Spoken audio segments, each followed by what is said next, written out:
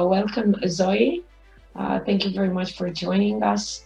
I'm going to introduce to allow a few seconds to introduce yourself, Zoe, please.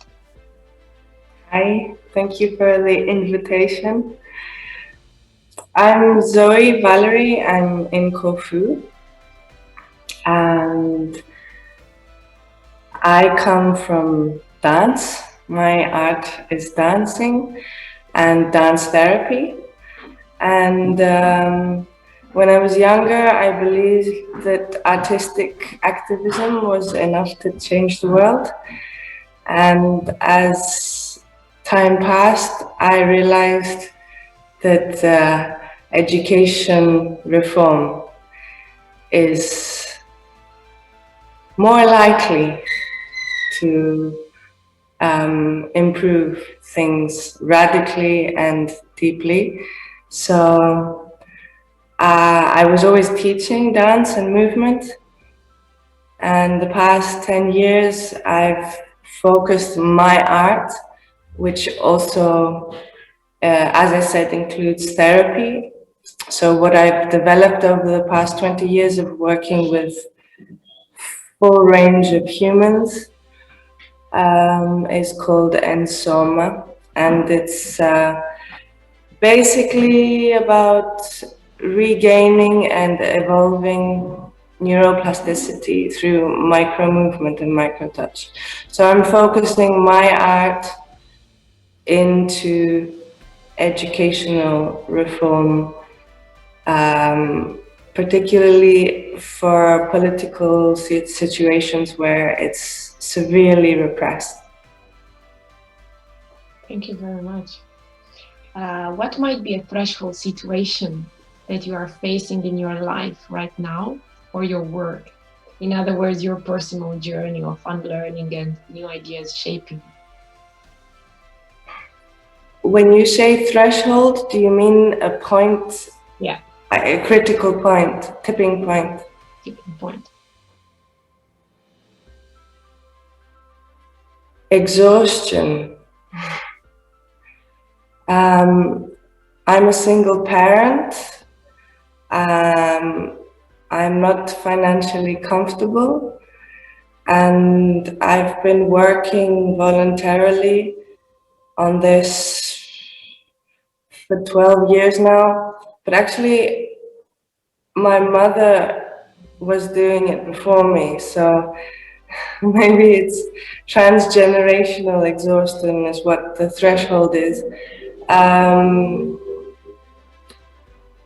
So alongside all of this voluntary activism was also environmental activism, activism for the rights of all creatures, etc., etc. So it is exhausting, and I grew up in it, and it's financially exhausting. So I think the threshold at the moment is how to overcome the extreme exhaustion, and how to get up again and get up again and get up again and keep going, and how to network with the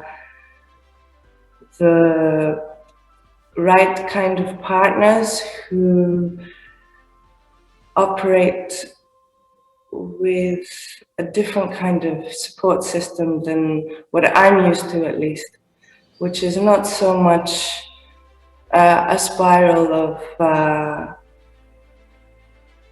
supporting each other multidimensionally. It always ends up being a giving, a pulling, a sucking relationship. But that takes a long time to explain what I mean. We will come back in a way or another to this, because without knowing you, there were two concepts I put on the paper, and this is me promising not to talk. Please talk. Things before knowing before knowing you, before meeting you today, I wrote two concepts.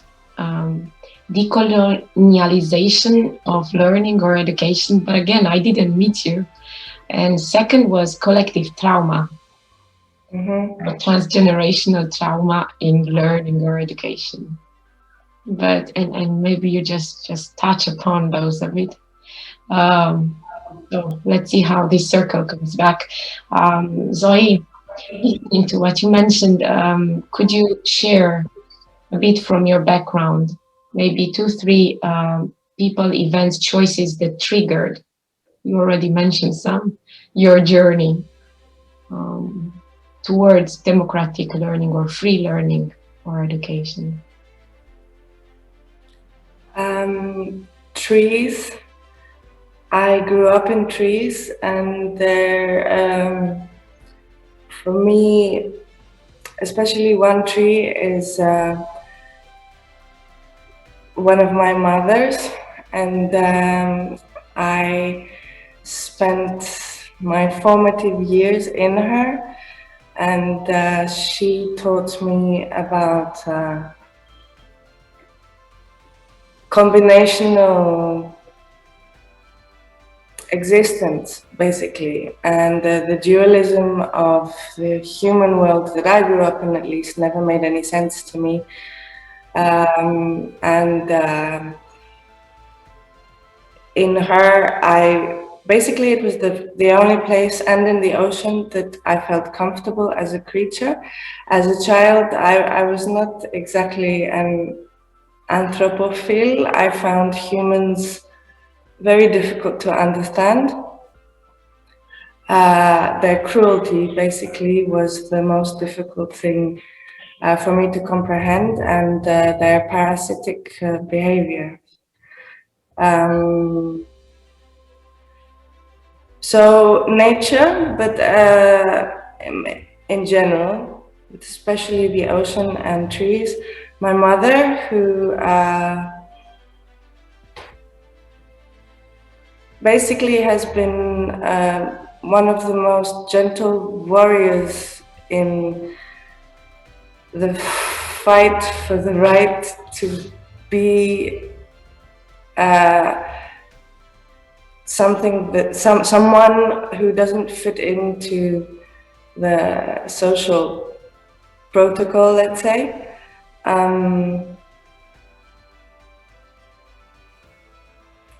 My mentors, I'm lucky. My mentors are very, very many. So maybe that's enough, because you asked me for one or two people. Okay, thank you very much, Zoe. I have to pay tribute to the animals that I grew up with, and all the births and deaths that I lived with them. But you asked me something else as well. I didn't cover your question. No, I think you covered it. Okay. You covered it very well, actually. What is emerging for you with Reimagine Education? What unfolds? What do you think it's unfolding for you still?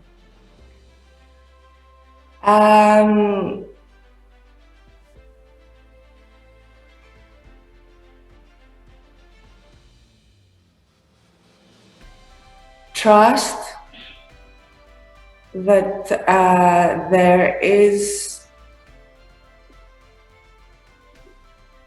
enough of a dynamic within the humankind to reinforce and support each other to shift priorities radically. And this is something very particular to my experience in the Reimagining Education Conference. What is still emerging is a deeper and deeper sense of security, even though the conditions are so let's say, threatening. In this conference, I felt that maybe the kind of community that I'm envisioning and wishing and praying for does actually exist, and that I and maybe we, our micro community, has somehow been missing it.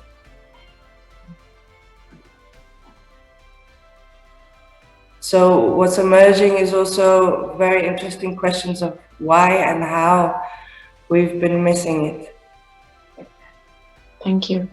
And connecting to this, maybe, last but not least for sure, how do we engage meaningfully with traditional wisdom for learning and education?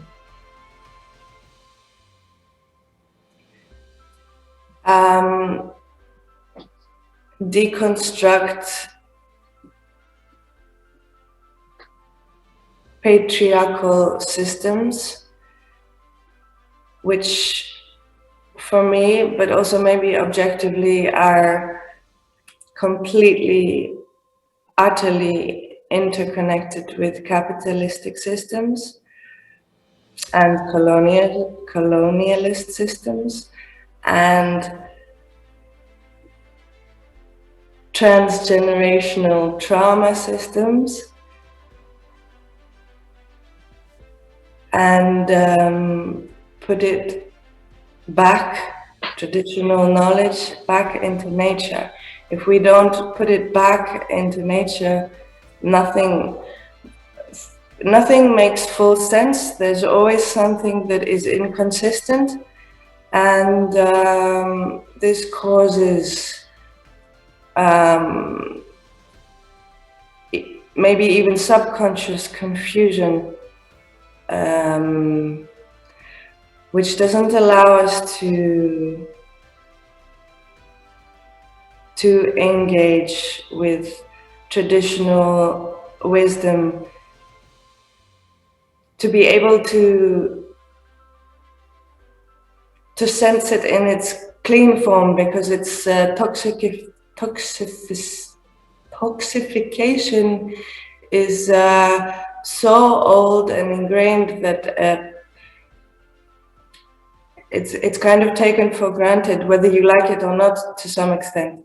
So if you take it out of the systems of patriarchy and capitalism and transgenerational trauma systems and put it back into the systems of ecology, I think that gives us a chance of engaging,